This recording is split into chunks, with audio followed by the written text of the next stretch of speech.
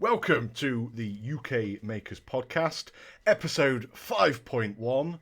I'm James. I'm Rosie. And I'm Matt. Yeah, it's take two. I'm not going to lie. It went on for about 2 hours. It was very messy. Very messy. And Too much to edit. we went way off track. Way off track and down a lane that we should not have gone. That is what I'm going to say. And I'm going to start off by saying this is a UK Makers podcast for maker type people. And we discuss anything and everything from anything, really. I've had a few comments. And I don't know how you guys feel about this. Just reference to, I thought it was going to be more woodworking related.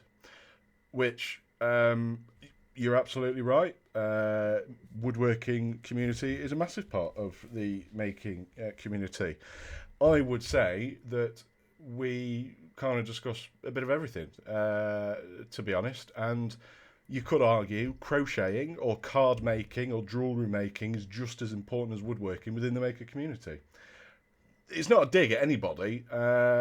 Just bear with us because we've got guests coming on. We've got loads of people coming on. What do you guys think? Aye. I can see why people say that there's a bit of a focus on the metalwork, but then that's what we've all got in common and what we're all doing. But Very true. I would like to know more about woodwork, but as you say, we've got guests coming up Yeah, in the not too distant future. So. we're only a couple of episodes in, so I mean, give us some time. Absolutely. to do it. Absolutely.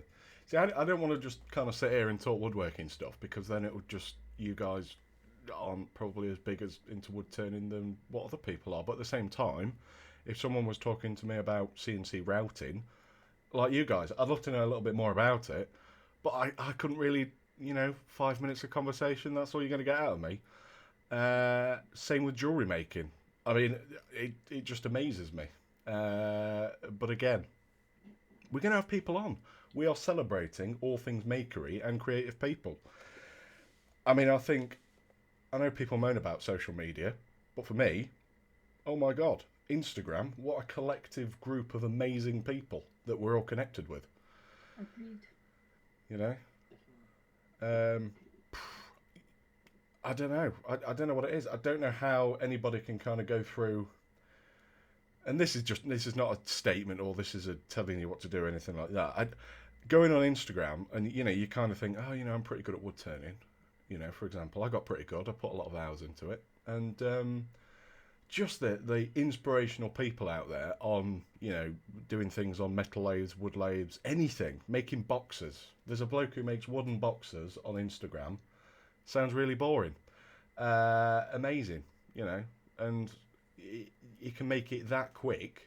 I can't remember his name. That's how amazed I am by it. Roy's Boxers, I think his name is. I'll leave a link in the description. Yeah, I don't know him, but I follow him, and I think, fucking hell, that's, What about you guys? Who do you follow and you think that is incredible? I think I just follow a chap called Yuri Truman. Yeah. Look up. Yeah. I think he's German-based, but he makes currently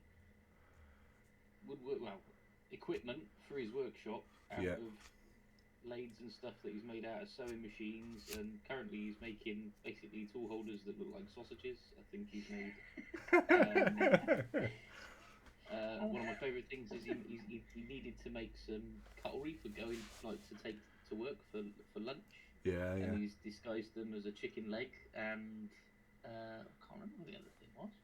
Yeah, and the level of work he goes to, and it's also the crossover between using woods and metal together to make a cool thing. Yeah, I do like that. I don't know. I follow a lot of talented people. A lot. I can't really think of anyone off the top of my head. Mainly the Sidings Workshop. I like his work. Oh yeah. A lot. Dan. I like his stuff. Definitely worth a follow. I follow him as well. Yeah, no, we're all we're all kind of connected in some way. It's like a little community, isn't it? And it's awesome. I also like the fact that although we are the UK Makers podcast, of course there is makers worldwide. So I've collected with people in like Australia, of course the US, and just people all around Europe. Like there's people in Germany, and I feel right awful. I don't, to be honest, because I'm English and we can't speak any other languages. But they're like connecting to us. It's a second or sometimes a third language. And we're having a full-blown conversation about all things kind of makery things, and it's like it's not even your normal language, and it's completely normal conversation, and we're having a normal conversation. Not that we shouldn't, but I don't know, just kind of amazes me. The language barrier isn't a problem. Yeah, that's a good way of putting it. And we've all kind of got the same problems of like wood's expensive, steel's expensive, so everyone around the world is in the same boat, it seems. Everything's shot up, everything's expensive, everyone's got COVID, problems to deal with type thing. So, yeah, we've all kind of got something in common, whether it be we think of an idea and then make it. But anyway, moving on from this very instant, deep conversation, I'm going to word it, wasn't really expecting this. I think that we should kind of talk Matt, actually. I've got written down here that somebody's got a new toy on the way, which is a nice change. Because I know usually it's you and Rosie who are toy shopping. The collection of toys and tools, but always. Tomorrow I am going to Cambridgeshire to pick up a pantograph machine. What is a pantograph? I wanted to have a go on one for a little while. I saw one in a museum when I was a kid. Can you explain what they are first? Oh yeah, that should probably help.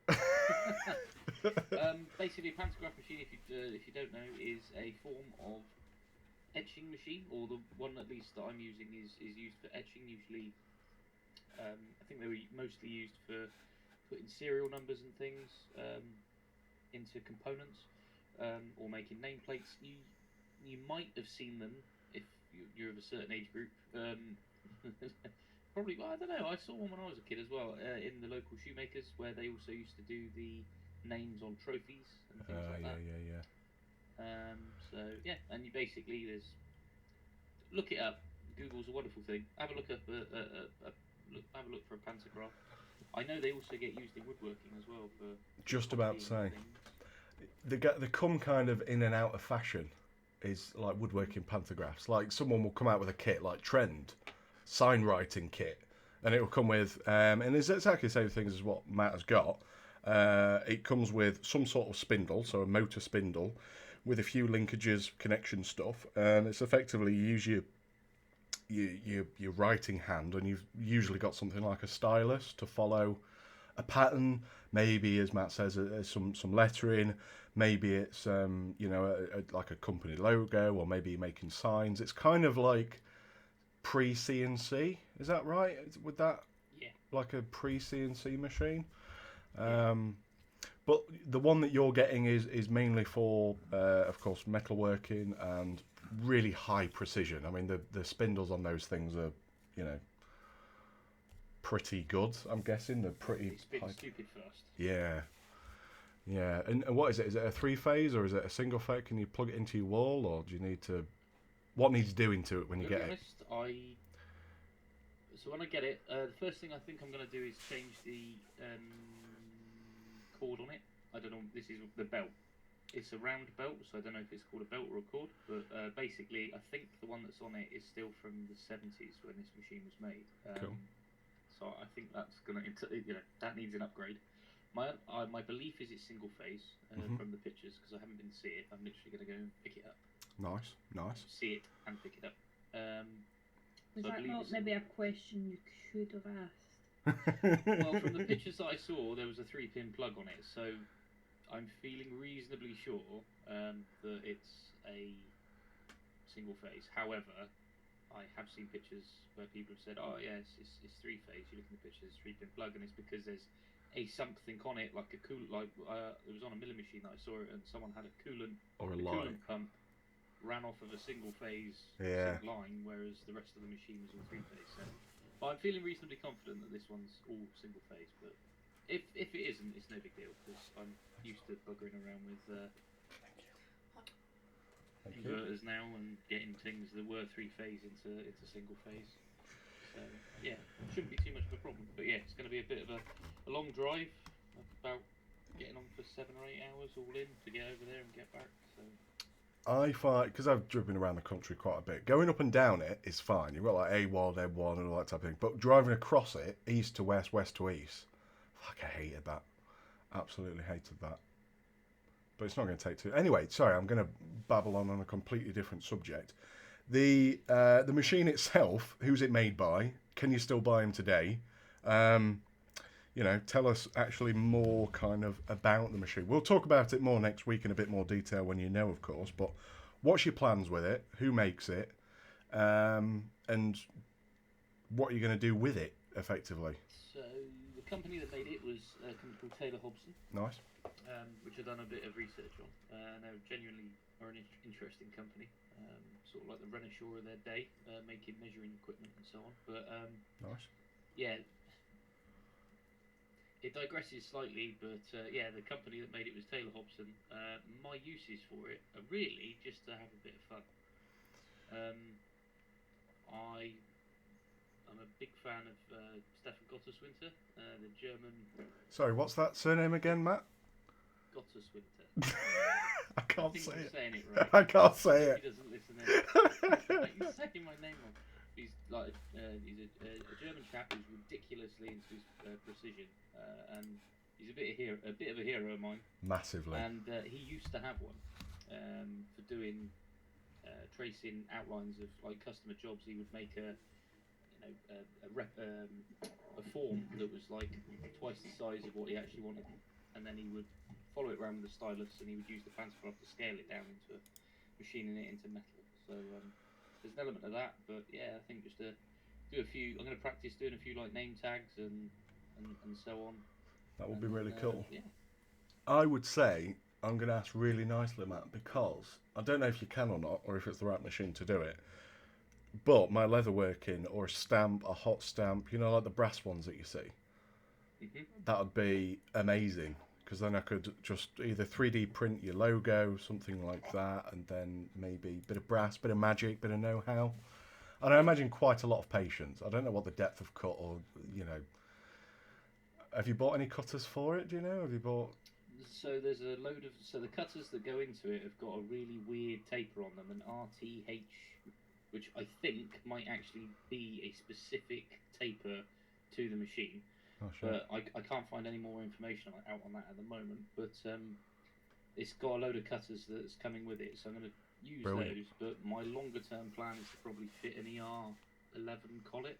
Oh, yeah, yeah. Or remake the spindle entirely with an ER11 collet on the end of it, so that then I can use standard Anything. carbide CNC etching tools that you can buy off eBay for Pennies. £3 for a pack of 10. Oh, that's cool. So that's my long-term plan with it. But yeah, we'll see how we do. Rosie, Mm-hmm. your ML4, your newish metalworking lathe. It's kind of old news to you now, isn't it? You've bought a load of stuff for it. You've already used it since the last episode. Tell us more. Well, actually, I haven't really used it because, once again, I'm having issues with the switch that I got. But I think I've worked out the problem. I haven't had the time to go fix it though, so I haven't done that. I bought a load of stuff. I bought the vertical slide, What does that do for our milling viewers? attachment for it.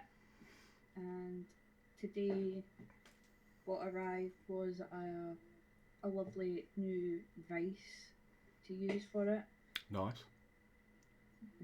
Surprisingly, this vice is really good. I bought for £20. It's like brand new, and I thought, oh, I didn't want a brand new vice, but it had like a support bar on it, so I thought, why not try it out? So just It seems pretty decent. for our viewers, so if you imagine a lathe, and then you pick the lathe up effectively, so the chuck is pointing down, and then you put on what Rose is talking about is a vertical slide. You can effectively make your lathe into a horizontal milling machine in a way. A milling machine, sorry, on but flat, if that makes sense. Yeah. So Yeah. you've got Put the cutter in the chuck. yeah. So you put the cutter in the chuck. I was trying to picture people's It's a milling machine, but you can use milling on the lathe with this Z-axis effectively to move up and down. So you use the And it rotates as well, this one. swivelly one. Yeah, it's a swivelly one.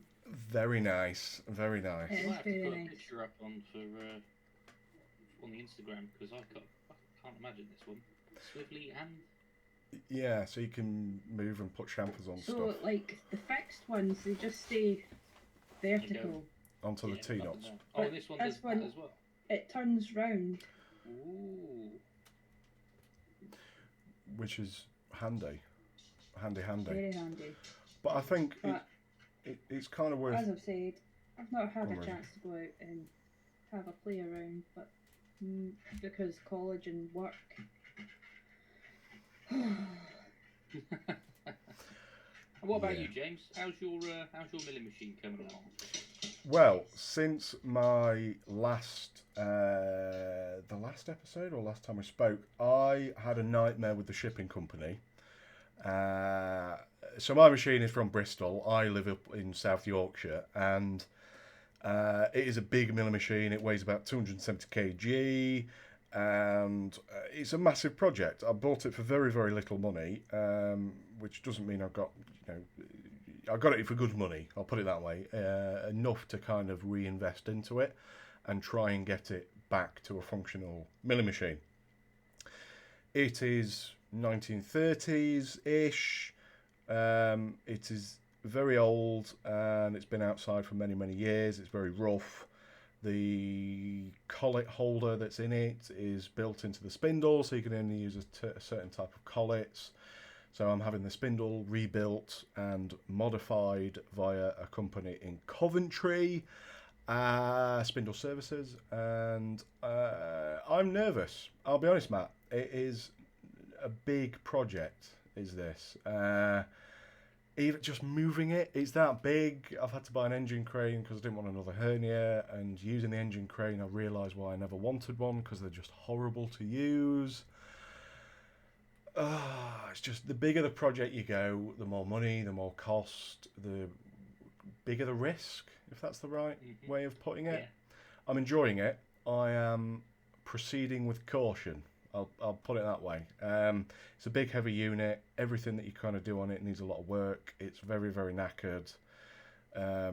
If you want a new spindle for a milling machine, it's very expensive.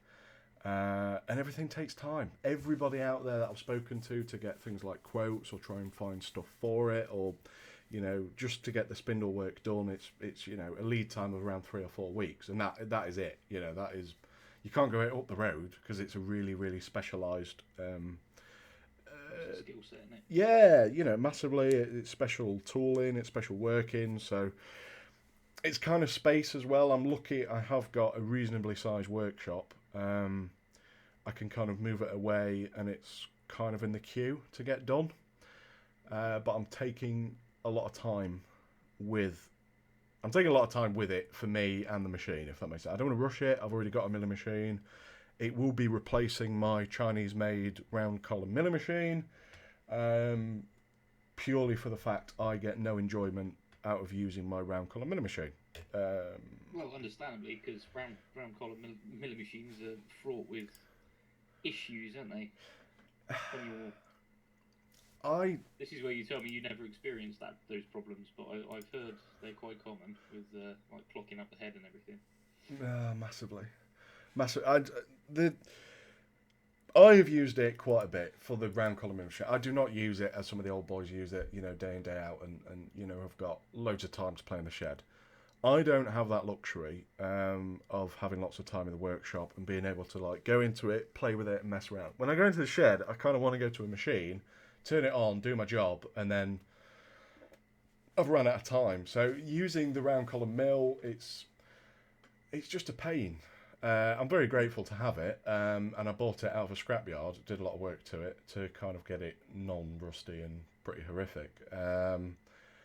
And it has done a job for me. But we've both got to that part in both of the milling machine and my relationships where it's time to move on, because I just don't like using it. I just every time you go there, it's not. Something not right with it. And then if you want to change from like a collet holder to just a drill chuck, it hasn't got a lot of travel on the quill, and you can't use it with the quill fully out because then you start getting a lot of chatter. And it's like, if you want to do a slot in something, it just takes time.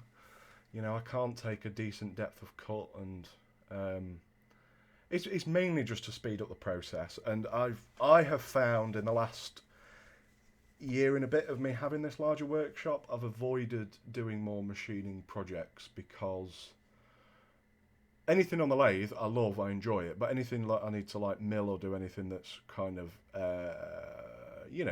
what I would class as fairly straightforward work, it is a lot of work to get that job done. I've gone on quite a bit about this.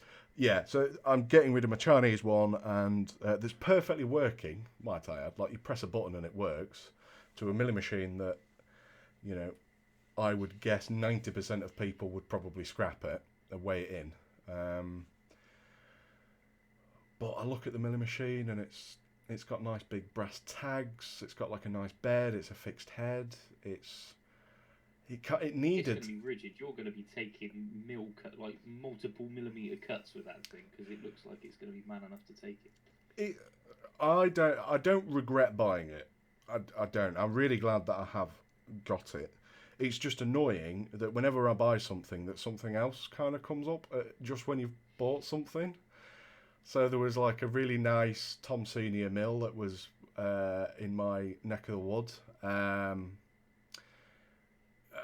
And it was cheap, and it was a bit like, ooh.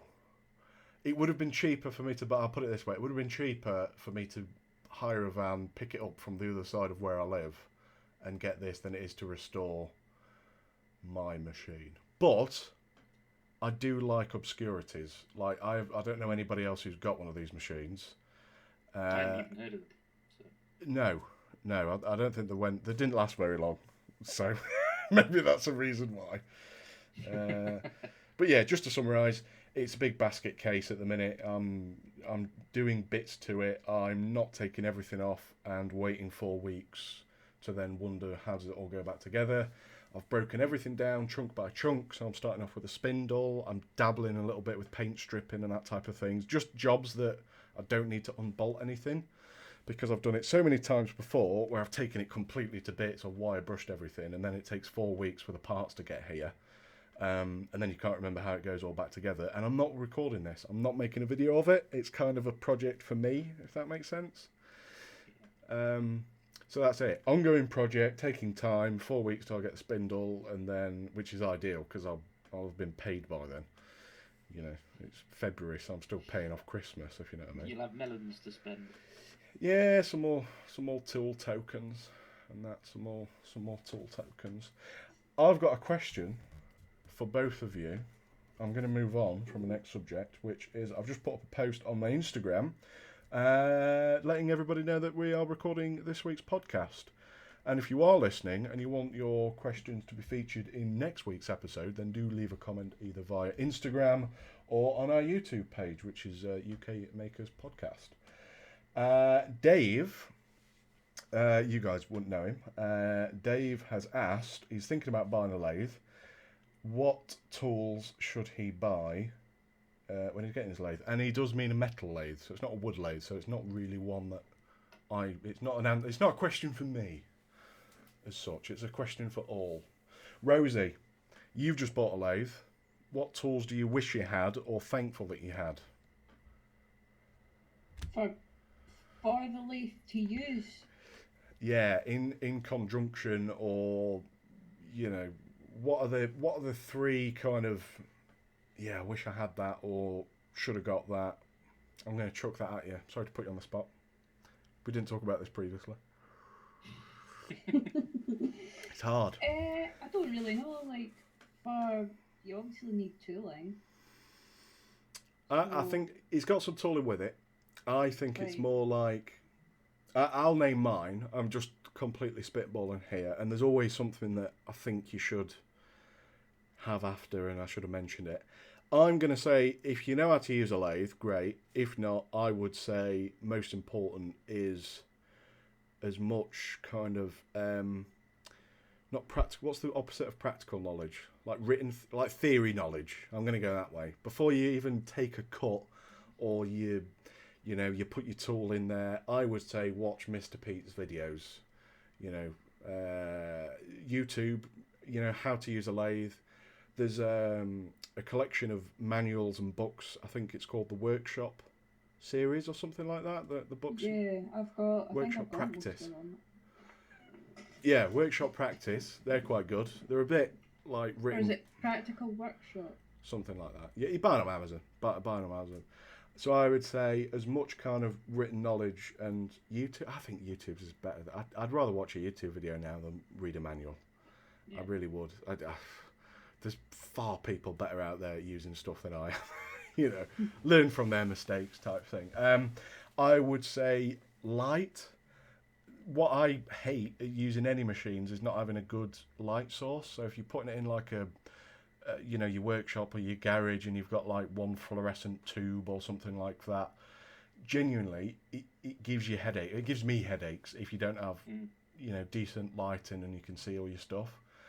So there's two, and finally, I would say actually using the lathe. Um, you know, you could go into things like decent set of calipers, so, you know, decent set of digital Yeah. calipers, stuff like that. Not like cheap Aldi ones. Or Yeah, anything. yeah, To get some good ones. yeah. I don't know, something like, you know, you can get cheap, more and right ones that are made in China that are, you know, 20 quid, something like that. Maybe used Mitutoyo ones that are probably around 30, 40 quid. Make sure they work, test them. Yeah, there's that type of a Zeus book. I mean, that's like rule number one. That was going to be on my list. Was it? Yeah. Yeah, that was the first thing I I was. got chatting to a friend of mine, Rosie's garage, Pippi's workshop. Oh yeah. Pippi's wood forge. Yeah, Woodforge. Woodforge. And he hadn't heard of a Zeus book, and he was like, I've as soon as I mentioned it, I said it's got basically it's like a condensed Bible of everything you kind of need to know within like machining or engineering, and it's all in there, one-stop shop. Yeah. Get a Zeus book. I seen him on Wednesday, I think. So I'll just give him one of mine. So I think he's already ordered one. I don't know if he's already got it, but it's a must-have. yeah, I know I'll you've got ask him. you. People keep giving you them for free, don't they? Yeah. Either that or they're always in job lots. Yeah, every toolbox Yeah. you buy that's an engineering, there's always one in there. Definitely. Like I have like a massive pile. Jesus. Yeah, if you listen, Rosie's got, I don't know, 10 there, maybe? 10, something like that.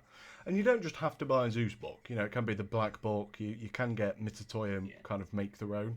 Just kind of a quick reference guide. And in fact, I think Zeus has actually got an app on your phone. I think there's an app that you can get The fuck? on your phone. Yeah. I'm sure look, everyone's got the phone out now. I'm sure it's maybe the black reference book or Zeus has got an app.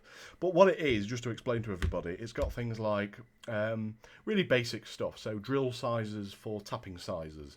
So, you know, 4.2, M5s, you've got, you know, all the drill bits that you kind of need to do tapping. And it's probably one of the first kind of little jobs that you do on a metal lathe if you're making a nut for something or you want something to screw into it. Making basic threads, I'd say, is super important. I'm going to say cheap paintbrushes as well for clearing out your swarf, making sure your lead screw's nice and clean. A paintbrush, a simple, you know, 20 pence paintbrush is like a great tool to have. And use it for everything. Just don't use it for painting after you've kind of used it. It's a hard question because I could say 50 things that I use for my... You could get like a what do you call it? One of those hand blower things to blow a blade. Oh yeah. Like, Do you know swarf roughly and what sort of stuff. size lathe he's talking about? I think it's like Myford-esque kind of size, which is, Okay. for those watching, whatever, it's like a tabletop, a size machine that you can just fit on a workbench in every shed. You can take it upstairs, just kind of a model maker hobby type machine. I I use paraffin for all my aluminium and ferrous cutting because I love paraffin for using as coolant.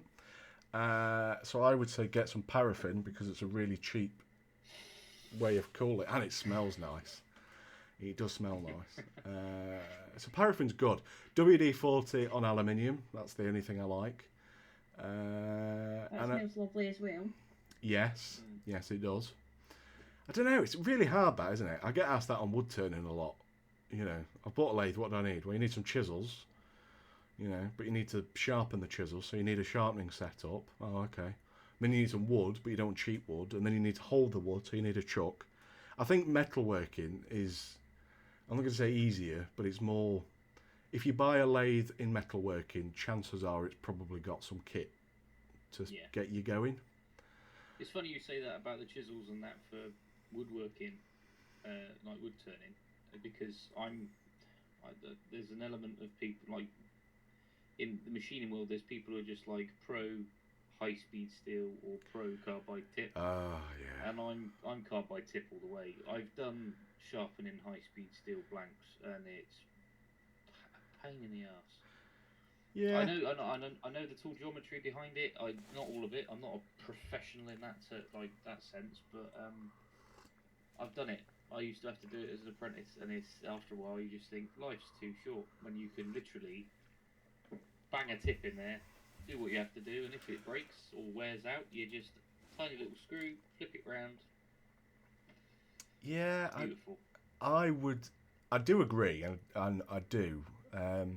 But I would say for starting out, for people, maybe you don't want to be smashing a load of carbide tips. You can get the pre-made Eclipse, but they're really fucking expensive. You can get a high-speed steel set, but to be honest, you're only going to use two of what I found anyway, which is a roughing tool and then a finishing tool, and those are like the only two high-speed steel bits that I actually use. Is a roughing and a smoothing tool, and I only use them on brass. Everything else, I think now is carbide that I've got, but I don't know. Funny enough, something I want to try actually, and I'm going to find out the chap's name that I mentioned earlier because I want to get his name right. Can I guess what it is? Yuri Turkman. Well, it's the crossover between what you were saying about woodworking, but you can have a go. Yeah. What do you think? Metal spinning. Oh no! Wow. Oh, kind of. So he uses when he's doing like curves and whatnot on his lathe, and he's doing like almost like is it banister sort of? Yeah. Basically wood turning, but on a lathe. He has a little. I need you to tell me what the terminology is here for what they have or what they call it on a wood lathe. I'm guessing it's a tool post, which is just the bar. Oh, the banjo. Banjo. That's the banjo, is it? Tool rest, yeah. Tool rest, banjo, rest. Yeah.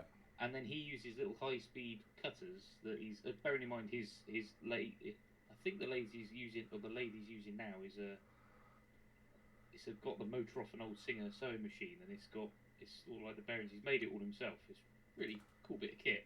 But yeah, he uses to do these complicated shapes, like very organic sort of looking shapes. He uses high-speed tools that he just sort of like wedges in there. Yeah. Like similarly to what you use on wood turning, but then again, as I say, I don't know the terminology for it. But yeah, really cool to watch. But he does that using brass, and I think he does it with aluminium as well. So there's a bit of a crossover there for how you can use your lathe. But yeah. Have you come across a company called, I think it's called Eccentric Engineering in Australia? Mm-hmm. Yeah. Oh, I love following them. It is just the wacky things that they actually come up with, and the branding, and just I think there's such a cool, a typical Aussie. Like, nah, you don't want that, mate. Nah, like that. We'll make you one. 'Cause they make the Diamond. What did they call it? Tool holder. The diamond tool holder. Yeah, and it's basically got a High-speed steel blank. follow a form. Oh, no. I'm on about. I know what you're on about. It's got like a little platform with a tool with like a non-fixed tool rest, but it's supported by. It's almost like a pantograph, but without the router on it. It is, isn't it? Yeah. That kind of thing. I think they call it the Tornado. That's it. Yeah, that's a really cool bit of kit. That I was on about Eccentric Engineering make, which is kind of in between high-speed steel and carbide, which is the diamond tool holders. So you don't have to have any geometries. The tool holder itself is quite clunky. It's quite big, but it holds the high-speed steel blank at something like, I don't know, 45-degree angle, and it uses just one corner of the tool blank to then cut, and it's meant to give you like a really, I don't know, repeatable style cut. So I follow a chap called Prezzo. Mark Prezzo. Yeah, Mark Prezzo. Oh. Yeah. And I mean, he's coming to the end of building a remote control aircraft engine, and the work that he's putting into that is phenomenal. It really is good. You know that generation. Sorry, Matt. Go on. Well, he's a huge sort of supporter of eccentric engineering, and he's used a fair amount of the kit that they have on his channel, and it's understandable. Yeah, the Tornado freehand metal turning system, and it's a clever bit of kit. So look up eccentric engineering for that. Really, I want to get one once I've saved up a few melons for that. So what is? Yeah. There's a very similar thing in woodworking, and it's going to be really hard to try and verbally describe it to people. How they made chess sets years ago on a lathe was really cool. So you'd have, imagine the lathe is in front of you, and then instead of having like a banjo or a tool rest, with a man with a chisel, they would have a tall block, and at the top of the block would be a tool, and at the bottom of the block that rested on the bed of the lathe, they had like a little pointy out needle. And what you'd have is you would put your chess piece that you've just made by hand, and you want to make an exact copy of it, you would put that on the bottom of the block, and you would use the little pin that's on the bottom that would follow the curve, and it would cut at the same time as your lathe is on. So the bit that you've got in the lathe would use the top bit to cut and the bottom bit to follow, and it would kind of move it at the same time. It's kind of like a pantograph and a copy lathe all into one. And they thought of that like, I don't know, 1,000 years ago. I don't know, something like that. That to me is mind-boggling. But yeah, that is something that as a metal worker and a woodworker, I want to make a really nice wooden chessboard, and I want to make some really nice chess set. It's a thing, isn't it? It definitely is a thing where... So, I've been wanting to make one for my father-in-law. Well, I say father-in-law. My in-laws, I want to make it from their wedding anniversary because they're both keen chess players. Yeah. So yeah, that's on my bucket list as well, funny enough. I've seen quite a few done, and I've seen quite a lot that you think, they're not quite the same. It must be so hard to make and so easy to judge. You know what I mean? And you think, yeah. It's funny to talk about this because my grandpa, he had a Myford ML7. Nice. When he was alive, and he made a chess set. Yeah. And it's fucking awesome. He made out of steel and brass. Nice. So he made the chessboard, and then he made all the pieces. Bit of felt on the bottom and that. It's quality. I need to ask my mum if she still got it. That'd be really cool to share a picture, definitely. I don't know, it's just... I can't play chess, but I want to make a chessboard. It's really silly, isn't it? You know, I watched the Queen's Gambit last year, and I'm like, you know what? I can play chess now. I can play chess. So I went online, right? It was really funny. So I started. It was something like the chess.com or something like that, and the servers went completely down. It said, sorry, too many people are on the website or something like that, and the server's down. So there was more people out there that decided, I know, I'm going to get into chess because I've watched the Queen's Gambit. And they put something like out, oh yeah, we've had a massive influx of people. Usually we've got like 3 people on the server, and now we've got like 3 million. Something daft. So yeah, I want to make a chessboard. I say that about a lot of things, but you know, I don't It's know. like me recently.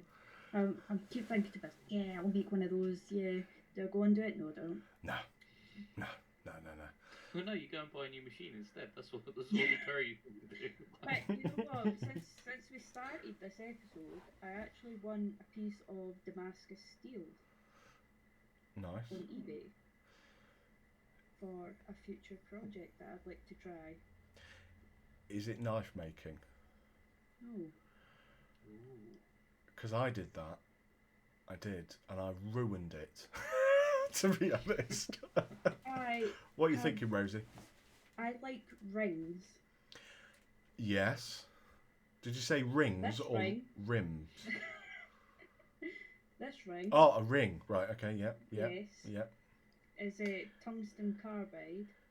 Nice. So, you know, I've got, you know, silver, and this one Is that a mood ring? is. It is. It's a mood ring. Fuck That. you. It is also tungsten carbide, but in the middle it's got carbon fibre. So it's inset with carbon fibre. So I was like, you know what, I'd quite like a Damascus steel fucking ring. That's. Fucking make one. So that's my plan. You have to be careful with obviously rings and like in making one, because obviously machinery and stuff. Mm-hmm. But a friend of mine, he had his wedding ring was like had a hammered finish on it, so it was all like uneven, and like there was some jitty out pointy bits. Yeah. Anyway, we were making these jobs. I think they were parts of like heavy duty cranes, or part of like a portable but heavy duty cranes. I think they were for like the aeronautical industry. I'm not 100% sure, but anyway, big pieces of aluminium, like A-frame sort of shape. And we had a huge face mill, buzz it all off, so it was a really nice finish. And he took it off the machine, and then he wiped his hand across it to get the swarf off. Oh. And he just put a socking great big gouge right the way across it from the underside of his ring. Oh, bless you. Yeah, scrap the cut part, obviously, so that was one for the boss was not happy about. Just blame the night shift. That's what everyone else does. There's night shift. Just tuck it behind the back of the machine, come in the morning and go, oh, boss, what's this? What is this? Who's done this? God's sake. Oh. Yeah. Rosie, Mm-hmm. your college, your very fancy college, has, you mentioned to us, a new CNC machine. It does, yes.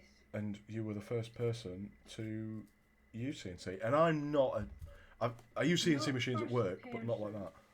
I Okay. was the first student. First to make student. a part.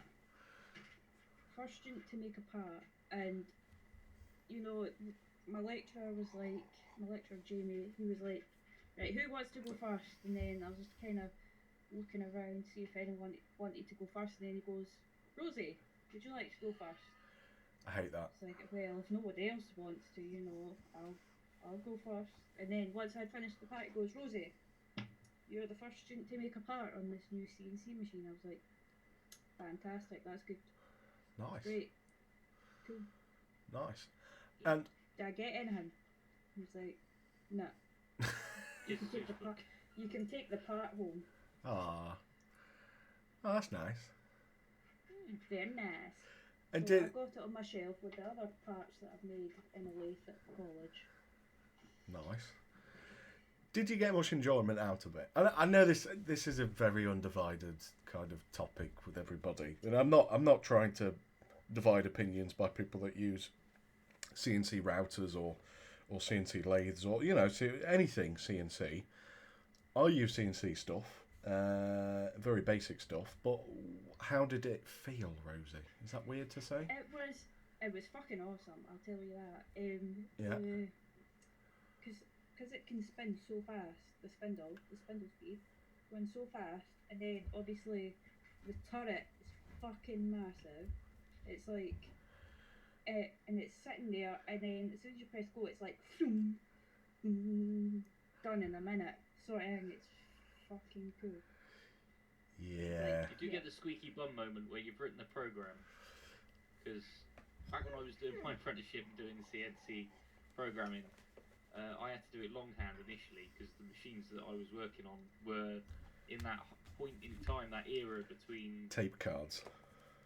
Yeah, it was literally like you could only. I mean, we had one machine that to write a program, you'd have to write them on like 2 or 3 floppy disks, and you would write the intro of the program, and then you would have the rest on a floppy disk, and then it would say insert disk 1, and you'd put it in, push a button, and there was a clunk, or like a proper audible clunk, and then it would load the program up and then run it. But yeah, I had to write programs like longhand, and there's always that moment where you push the button and it does a rapid move, and you can literally feel your rectum tighten. We were just waiting for something to go bang. You could snap a carrot. Yeah. Oh my god, yeah, it was horrendous. And yeah, the numbnuts moment is when you push the button and you don't know quite you know what's going to happen, but you just think, oh, I hope I put that decimal place in the right place, or else we are fucked. Yeah. I haven't quite got around to programming yet, like for the machine. Done programming as in like G code, fault finding, stuff like that. Programming sort of thing, but we haven't done a program and then put it onto the machine.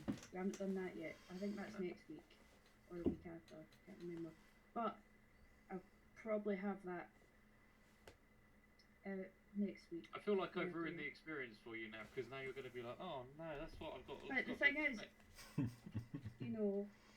I probably would have, felt like that anyway, because it's like the first time putting a program into this fucking giant machine that could probably really kill me if I don't use it right, or There's only I one could thing wreck it. With an experience in that numbnuts moment, and that's when it's completely justified because you fucked it. Yeah. And you pushed the button, got the decimal place in the wrong spot, and it just plows the turret straight into the job. And it doesn't move slowly either. No, Christ no. Like you can turn the speed down on this little knob, so it can go like 2% or like whatever you say it. Yeah, 1600 RPM or something like that. You can put it down 2% and the turret literally goes. And it's like. Yeah, do the prove out. Always do the prove out. Yeah. But no, just so go back to what you were saying earlier, James, about like the divide between people who are pro CNC or manual machine, and I'm on several Facebook groups, and there's always the pro manual, pro CNC, and they're having a battle. At the end of the day, it's one of those things where it's horses for courses, in my mind. CNC has its place. If you're high production, yeah, because I find it easier if you're doing a high precision part, but you're only doing 1 or maybe 2 off. Yeah. Manual machine all the way, because you can take your time with it, and you know what you're doing, and as long as it gives you the time to actually look over the drawings and everything. Whereas CNC, in my mind, is 10 parts plus. You might as well write a program because it's going to be quicker than doing it manually. I totally agree. I would say the woodworking world is exactly the same. Like there's a lot of people out there that just use a CNC router, and like I watch videos just out of kind of curiosity, and they're using a CNC router, and they've got like CNC lasers and stuff like that, and they get like proper slated, and I'm like. Yeah, if you want to sit there for 8 hours with a scroll saw and a little file, then that's fine. But don't shit on people because they've got something you don't have or you don't like. I don't like the idea of a CNC router, just purely for the fact of the type of stuff that I do, the mess it makes and the noise. My neighbours would go absolutely ballistic. But I would really like a CNC laser. But the problem is with a CNC laser, when you buy one, you always need bigger, or you need higher power, or you need, an attachment, or you want to do glass, or you want to do metal. So then, by the time you've actually spec'd it up to like cover 80% of what you actually want it to do, you know, and you've made a few sacrifices, they're like stupid money. I've got a little laser marker that I make my own, like mark my own woodworking stuff with, you know, like bowl blanks and kind of pretty things like that. And I do a little bit of pyography, not pornography, bit of pyography. Yeah, things like that I get. But now that I'm doing more leather working, I do think it will Now be. he's back into pornography. Yes, I'm making lots of straps. But no, I would. I don't know. I'd kind of like to make. I don't know. At Christmas, you know, I'm going to make everyone a wallet. But I don't want to sit here for 8 hours cutting out the same fucking thing, you know, over and over and over again. I would rather press a button and then I'll stitch it all together. Because I enjoy... Well, I'm looking forward to Christmas time when you send me up a wallet. Well, yeah. I mean, bearing in mind, my wallets are the size of a little card. Send me up a wallet. You know. But you know what I mean? Like, I enjoy the core of the hobby. Using the patcher machine or using... I don't know. I think it's just turning your hand to different skill sets. I mean, we're talking about the core element of like the UK Makers podcast here, which is whether it's writing a program to create a thing or, as you say, like jewelry making or anything like that. It's to produce a thing at the end. The means of how you do it, the is enjoyment irrelevant. comes from the learning of the process of what it is you're doing. Absolutely. And trying to improve on that process, maybe, if that's what you're into. My things like precision. I like to try and make stuff really precise. Yeah. However, if you do watch about the micrometer build, that didn't go out so well. But it was the first step of trying to dial in my skills. But yeah, so I think as go back to it, it's like CNC definitely has its place, and if you can teach yourself the coding and make, as you say, 10 wallets as opposed to having to do everything by hand. But in the leatherworking world that I have just learned about, having a leatherworking, machine from the 1920s, that is seen as like modern technology. Why aren't you biting holes in the leather and punching the bloody, the needle through with your face? How dare you use a sewing machine?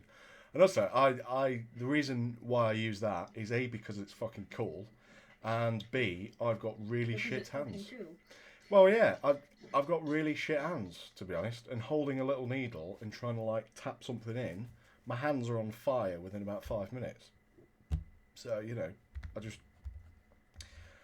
I enjoy using the very old Patcher sewing machine. So, I hate calling it a sewing machine because it's like I'm not going to say a man sewing machine because obviously, sorry Rosie, I don't want to offend anybody.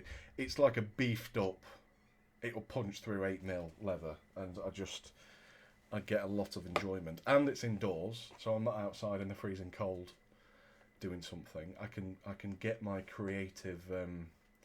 I can ejaculate my creativity out indoors. You can get your fang on. Yeah, exactly. So I can get my creativity out of there, drained. Let it flow. Yes, all over my office where I've put my sewing machine. Sorry, leatherworking machine. Matt is currently crying. We did really well. Amazing imagination. The problem I've got now. Oh, yeah. The things that I've seen could not be unseen. It's a well-oiled machine. I'll put it that way. It's a well-oiled machine. It's now 54 minutes in. We did so well. So well. Matt, are you off to prepare for your big day tomorrow? Have we got to wrap this up? Yes, I'm going to have to dive off. Because I've got to go sort out ratchet straps and Ratchet. a pallet truck to be able to shift my machine around tomorrow once I get it back home. Brilliant. Rosie, you all good? Anything to say, mention, talk? No.